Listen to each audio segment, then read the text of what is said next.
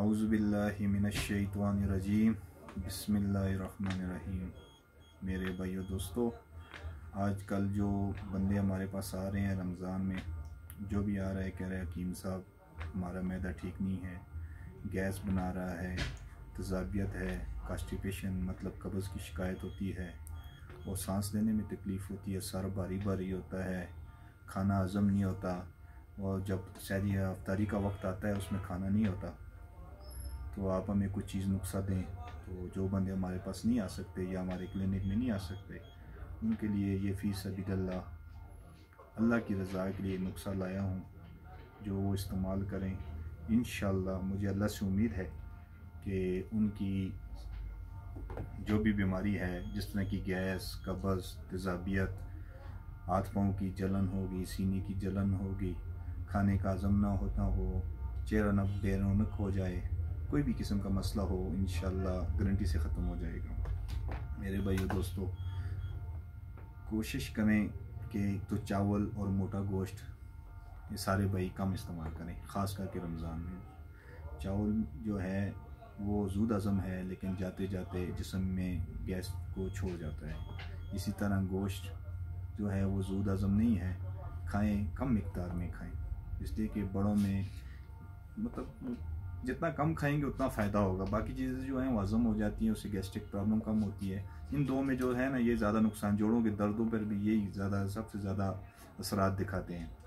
सबसे पहले आपको जो मैदे का मैंने मसला बताया है, जिसके आजकल बहुत ज़्यादा पेशेंट आ रहे हैं, तो मेरा इरादा है कि आप वो उसके बारे में आपको बता दूँ नुस्खा, ताकि पहले आप अपने मैदे का इस्लाह करें।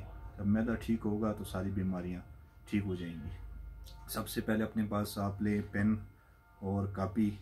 जो चीज़ मैं बताता हूँ ना, ये आम पंसार स्टोर से, किसी जगह से भी, पाकिस्तान के किसी कोने में भी, किसी पंसार स्टोर पे भी जाएं, ये चीज़ें आराम से मिल जाती हैं।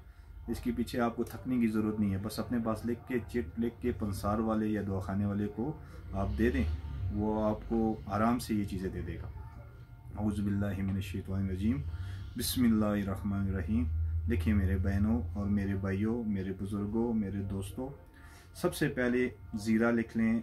50 ग्राम सफ़ेद ज़ीरा हो, बड़े बड़े वाला 50 ग्राम ज़ीरा।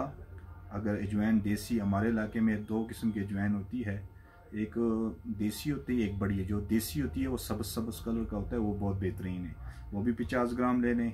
सौंफ, बादियान जिसको बोलते हैं, वो भी 50 ग्राम ले लें।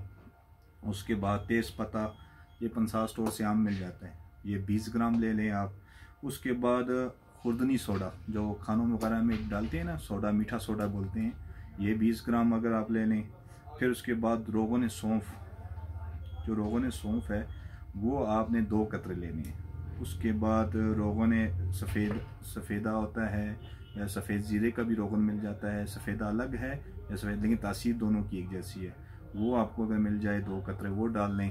फिर आप तिम्बर ले लें, तिम्बर, वो अगर आप 20 ग्राम ले लें। उसके बाद आप कोशिश करें 50 ग्राम काला नमक ले लें और इन सब चीज़ों को आप ग्राइंड कर दें, बारीक करें, बिल्कुल बारीक हो। जब भी खाना खाएं उसके फ़ौरन बाद, या 5 मिनट के बाद, 10 मिनट के बाद, 15 मिनट के बाद आप इसकी आधी चम्मच नीम गर्म पानी से लें तो ज़्यादा फ़ायदा होगा। आम पानी से लेंगे तब भी फ़ायदा होगा।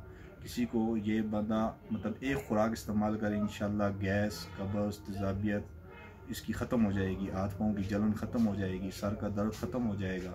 उसके अलावा रंग सुर्ख हो जाएगा, चेहरे पे लाली आ जाएगी, बेरौनकी ख़त्म हो जाएगी। बस मेरे भाइयों दोस्तों, इस नुस्खे को इस्तेमाल करें और अगर आपको फ़ायदा हो तो हमारे लिए दुआ करें। आमीन।